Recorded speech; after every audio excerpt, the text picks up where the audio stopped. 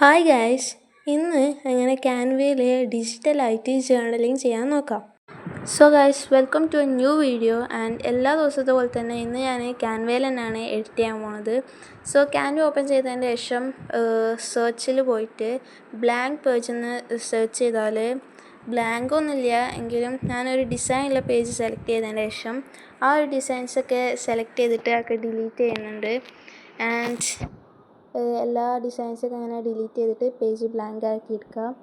ഇനി ഞാൻ vintage ടീമിലുള്ളൊരു journaling ആണ് ചെയ്യാൻ പോകുന്നത്. സോ വിൻറ്റേജ് പേപ്പർ എന്ന് സെർച്ച് ചെയ്താൽ ഇങ്ങനത്തെ ഒരു വിൻറ്റേജ് ഇതായിട്ടുള്ള പേപ്പറൊക്കെ കാണാം. ഞാൻ ഈ ഒരു പേപ്പർ സെലക്ട് ചെയ്യുന്നുണ്ട്. ഇനി വീണ്ടും അത് സെറ്റ് ചെയ്തിട്ട് വീണ്ടും എലമെൻറ്റ്സ് പോയിട്ട് ഈ ഒരു ഫ്ലവറും കൂടിയും ഇതാക്കുക. നമുക്കിഷ്ടമുള്ള ഓരോ സ്റ്റിക്കേഴ്സ് കാണും. ഭയങ്കര ഇപ്പം നമ്മൾ ക്യൂട്ടായിട്ടുള്ള ജേർണലിംഗാണ് ചെയ്യണമെങ്കിൽ അതിന് മാച്ചായിട്ടുള്ള ഒരുപാട് സ്റ്റിക്കേഴ്സൊക്കെ കാണും. ഇനി നിങ്ങൾക്ക് വേറൊരു ജേർണലിൻ്റെ എപ്പിസോഡ് വേണമെങ്കിൽ കമൻറ്റ് ചെയ്യാം. ആൻഡ് ഒരുപാട് സ്റ്റിക്കേഴ്സൊക്കെ നമുക്ക് എലമെൻറ്റ്സ് പോയിട്ട് നോക്കാൻ കഴിയും. ഞാൻ ഈ ഒരു വിൻറ്റേജ് ടീമിലുള്ള സ്റ്റിക്കേഴ്സൊക്കെ സെലക്ട് ചെയ്തിട്ട് പേജിലോട്ട് ആക്കുന്നുണ്ട്. ഇനി നമ്മൾ ഒന്നും കൂടി ഇങ്ങനെ അടിയിലോട്ടാക്കിയാൽ ഒരുപാട് സ്റ്റിക്കേഴ്സ് അവിടെ കാണാൻ പറ്റും. ആൻഡ് വീണ്ടും സെലക്ട് ചെയ്യുക, എലമെൻറ്റ്സ് പോവുക, ഇങ്ങനെ സ്റ്റിക്കേഴ്സൊക്കെ നോക്കുക. ഇനി റിപ്ഡ് പേപ്പർ എന്ന് അടിച്ചാൽ എനിക്ക് ടെക്സ്റ്റ് എഴുതാൻ വേണ്ടിയിട്ട് ഞാൻ ഈ ഒരു പേപ്പർ എടുത്തിട്ട് അത് മിഡിലോട്ട് സെറ്റാക്കി വെക്കുന്നുണ്ട്. നമുക്ക് ഡ്രാഗ് ചെയ്തിട്ട് സൈസൊക്കെ റെഡിയാക്കാൻ പറ്റും. ഓക്കെ, ഇനി ഞാൻ വീണ്ടും എലമെൻറ്റ്സ് പോവുക. ആ ഒരു പേപ്പർ ഒരു 3D എഫക്റ്റ് ആക്കാൻ വേണ്ടിയിട്ട് ഞാൻ ആ ഒരു ഇത് എഡ്ജിൽ വെച്ചെടുക്കുന്നുണ്ട്. ഇനി വീണ്ടും ഒരുപാട് നോക്കിയാൽ ഒരുപാട് സ്റ്റിക്കേഴ്സ് കാണാം. ഇനി ഞാൻ ഡ്രൈഡ് ഫ്ലവേഴ്സ് എന്ന് അടിച്ചാൽ ഇതുമാതിരി നമ്മൾ ജേർണലിങ്ങിന് മാച്ചായിട്ടുള്ള ഒരുപാട് ഫ്ലവേഴ്സ് കാണാൻ പറ്റും. സോ അത് സെലക്ട് ചെയ്തിട്ട് പേജിലോട്ട് നോക്കാം. ഇനി വീണ്ടും എലമെൻറ്റ്സ് പോവുക. വേറെ ഇതൊക്കെ ഉണ്ടെങ്കിൽ ഫ്ലവേഴ്സൊക്കെ ഉണ്ടെങ്കിൽ സെലക്ട് ചെയ്യുക. ഇനി നമുക്ക് അത് ഡ്യൂപ്ലിക്കേറ്റ് അടിക്കുകയാണെങ്കിൽ ഒന്ന് ക്ലിക്ക് ചെയ്തിട്ട് ഡ്യൂപ്ലിക്കേറ്റ് അടിച്ചിട്ട് വീണ്ടും വെച്ചെടുക്കാൻ പറ്റും. ആൻഡ് ഇനി വീണ്ടും എലമെൻറ്റ്സ് പോവുക, ഫ്ലവേഴ്സൊക്കെ നോക്കാം. ആൻഡ് ഇനി ഞാൻ വിൻറ്റേജ് ഡൂഡിൽ നിന്ന് സെർച്ച് ചെയ്യുന്നുണ്ട്. സോ അങ്ങനെ ഒരുപാട് സെർച്ച് ചെയ്താൽ നമുക്ക് അതിന് മാച്ചായിട്ടുള്ള ഒരുപാട് ഇതൊക്കെ കാണാൻ പറ്റും.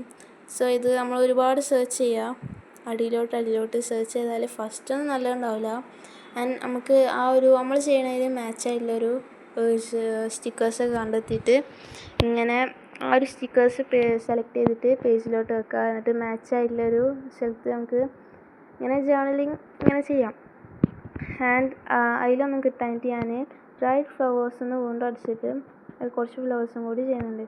ഇനി വാഷി ടാപ്പ് എന്ന് അടിച്ചാൽ എസ്തെറ്റിക് ആയിട്ടുള്ള ടാബ്സൊക്കെ ഉണ്ടാവും. ഇപ്പോൾ ഞാൻ വിൻറ്റേജ് ആയിട്ടുള്ളതാണെങ്കിൽ അതുകൊണ്ട് സോ ഞാൻ ആ ഒരു ടാപ്പ് സെലക്ട് ചെയ്യുന്നുണ്ട്.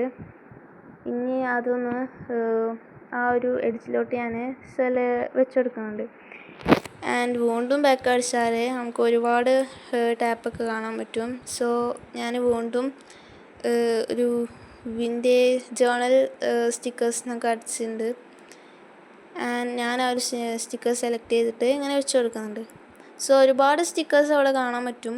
നമുക്ക് ഇഷ്ടമുള്ളത് ഇങ്ങനെ സെലക്ട് ചെയ്യുക, വീണ്ടും എലമെൻറ്റ്സ് പോവുക, ഇഷ്ടമുള്ള സെലക്ട് ചെയ്യുക. ആ ഒരു ഇതിൽ ഞാൻ ഒരുപാട് ഇത് സെലക്ട് ചെയ്യുന്നുണ്ട്. ഇപ്പം വിൻറ്റേജ് ടീമിലുള്ളതാക്കിയതുകൊണ്ട് ഞാൻ ഇങ്ങനത്തെ വിൻറ്റേജ് ആയിട്ടുള്ള സ്റ്റിക്കേഴ്സൊക്കെ സെലക്ട് ചെയ്യുന്നുണ്ട്.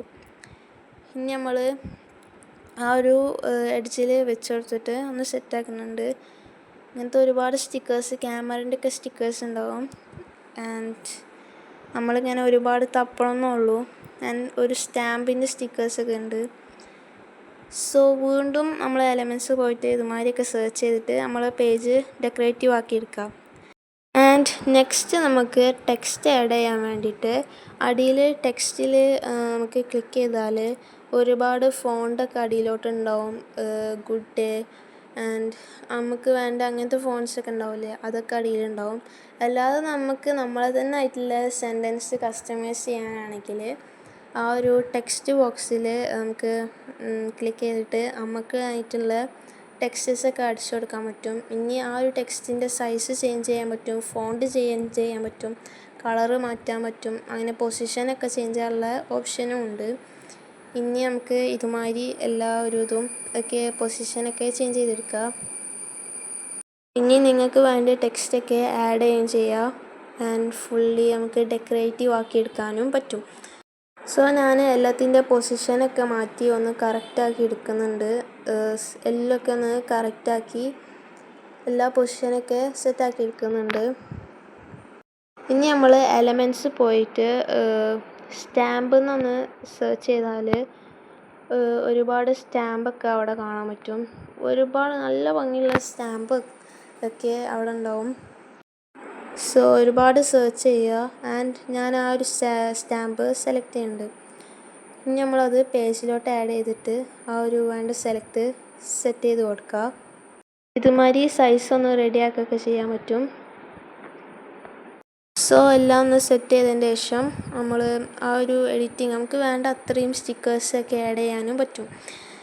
ആൻഡ് സോ ഫൈനലി നമ്മൾ ജേർണലിംഗ് ഫിനിഷ് ആയിട്ടുണ്ട്. നമുക്ക് ഒരുപാട് സ്റ്റിക്കി നോട്ട് എന്നൊക്കെ സെർച്ച് ചെയ്താൽ വേണ്ട വീണ്ടും നമുക്ക് സ്റ്റിക്കേഴ്സൊക്കെ ഇതാക്കാനും പറ്റും. ഇനി ഞാൻ സേവ് ചെയ്യാൻ വേണ്ടിയിട്ട് സാധാമാതിരി സേവ് ചെയ്യുന്നുണ്ട്. സോ നമ്മളെ ഡിജിറ്റലായിട്ടുള്ള ജേർണലിംഗ് ഇവിടെ കഴിഞ്ഞിട്ടുണ്ട്. And for more please comment. അപ്പോൾ ഓക്കെ, ബൈ.